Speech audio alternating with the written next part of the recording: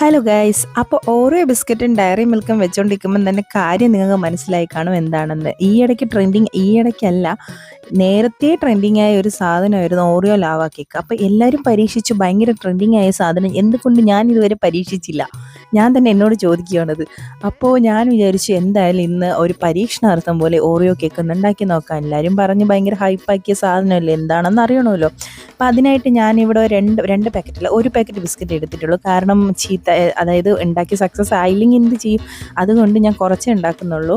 അപ്പോൾ അതിനായിട്ട് ഒരു പാക്കറ്റ് ഓറിയോ ബിസ്ക്കറ്റ് എടുത്തിട്ടുണ്ട്. അത് നന്നായിട്ട് മിക്സിയിലിട്ട് പൊടിച്ചെടുത്തു. എന്നിട്ട് നമുക്കത് പാലൊഴിച്ച് നന്നായിട്ടൊന്ന് മിക്സ് ചെയ്ത് ഇതുപോലെ പേസ്റ്റാക്കി എടുക്കണം. എന്നിട്ട് ഞാൻ അതിലേക്ക് കുറച്ച് ബേക്കിംഗ് പൗഡറും കൂടെ ഇട്ടിട്ടുണ്ടായിരുന്നു കേട്ടോ. ഞാനത് വീഡിയോയിൽ എടുക്കാൻ വിട്ടുപോയി, കട്ടായി പോയി കേട്ടോ.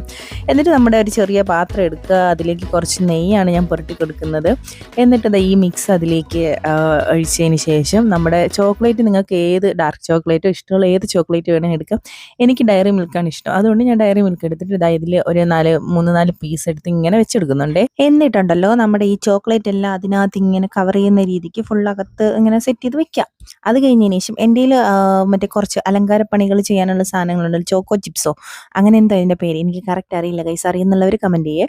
എന്നിട്ട് ഞാൻ എൻ്റെ ഓവണൊന്നും ഇല്ലാത്തതുകൊണ്ട് ഞാൻ എയർ ഫ്രയർ ഉണ്ടല്ലോ, വേറെ എന്ത് വേണം, അപ്പോൾ എൻ്റെ ഈ കാണുന്ന ടൈമൊക്കെ സെറ്റ് ചെയ്ത് എയർ ഫ്രയറിൽ കേക്ക് സെറ്റ് ചെയ്യാൻ വെച്ചു.